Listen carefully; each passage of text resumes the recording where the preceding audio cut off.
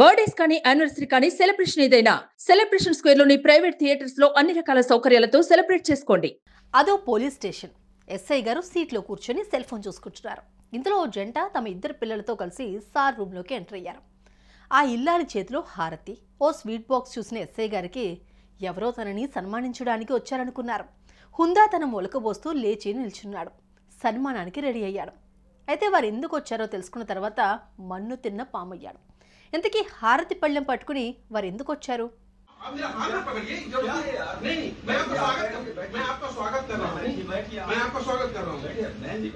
ఇది ఎక్కడన్నది తెలియలేదు కానీ మొత్తానికి ఉత్తర భారతదేశంలోని ఓ పోలీస్ స్టేషన్ అని మాత్రం అర్థమవుతోంది. ఉదయాన్నే ఆ స్టేషన్ ఎస్ఐ సార్ వచ్చి కుర్చీలో ఆసీనులయ్యారు. ముందు రోజు సంపాదన ఎంత, ఈ రోజు ఎంత టార్గెట్ అన్న ప్లానింగ్ చేసుకుంటూ కూర్చున్నారు. అదే సమయంలో ఓ భార్యాభర్త తమ ఇద్దరు బిడ్డల్ని వెంటబెట్టుకుని ఆయన ఉన్న రూమ్లోకి చేరుకున్నారు. ఆమె ఓ చేతిలో హారతి పళ్ళెం ఉంది, మరో చేతిలో స్వీట్ బాక్స్ ఉంది. ఆయన చేతిలో పూలమాలలు ఉన్నాయి. గుడ్ మార్నింగ్ సార్, మంచిగున్నారా? చాలా కాలమైంది మిమ్మల్ని చూసి. బహుశా మీకు గుర్తు కూడా ఉండుండదు. ఏం లేదు, మీకు పూలమాల వేసి కర్పూర హారతిచ్చి పూలమాలతో సత్కరించాలని వచ్చాం, స్వీకరించండి అంటూ ఆ ఇల్లాలు అన్న మాటలు విని ఆ ఎస్ఐ గారికి వాళ్ళు ఎందుకలా చేయాలనుకుంటున్నారు ఇసుమంతా కూడా అర్థం కాలేదు.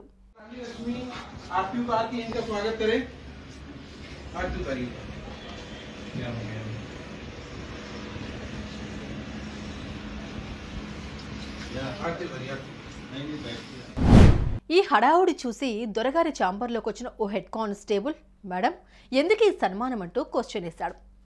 ఏం లేదు సారు, మాకు ఇబ్బంది జరిగింది, అందుకు సంబంధించిన అన్ని సాక్ష్యాధారాలను తీసుకొచ్చి కేసు పెట్టాం. ఇది జరిగి ఓ నెల దాటింది. అయితే సారు గారు కాసులకు లొంగిపోయాడో రికమెండేషన్కి తలంచాడో తెలియదు కానీ ఆ కేసుకు సంబంధించి ఎఫ్ఐఆర్ కూడా కట్టకుండా మెందుకుండిపోయాడు. గట్టిగా అడిగితే మా మీదే ఎదురు కేసు పెట్టేందుకైనా సారు ఏ మాత్రం వెనుకాడరు కాబట్టి ఇలా హారతిచ్చి మాలేసి స్వీటు నోట్లో పెట్టిపోదామని వచ్చాం అంటూ చెప్పడంతో ఆ హెడ్ కానిస్టేబుల్ ముఖంలో నెత్తురు చుక్క లేకుండా పోయింది.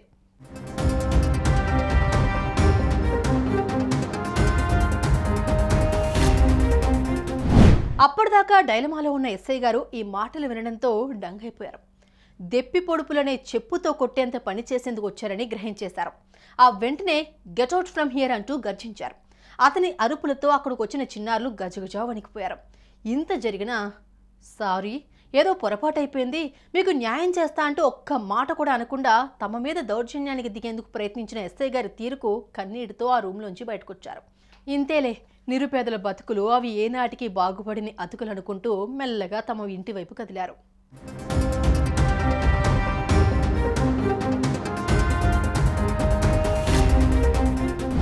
ఇక్కడ ట్విస్ట్ ఏంటంటే ఈ మొత్తం వ్యవహారాన్ని ఎవరో సెల్ ఫోన్లో చిత్రీకరించారు, సోషల్ మీడియాలో పోస్ట్ చేశారు. అది ఆ జిల్లా పోలీస్ బాస్ కంటపడింది.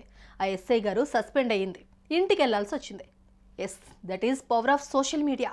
సుమన్ టీవీలో మీ పర్సనల్ అండ్ బిజినెస్ ప్రమోషన్స్ కోసం కింది నెంబర్కి కాంటాక్ట్ చేయండి.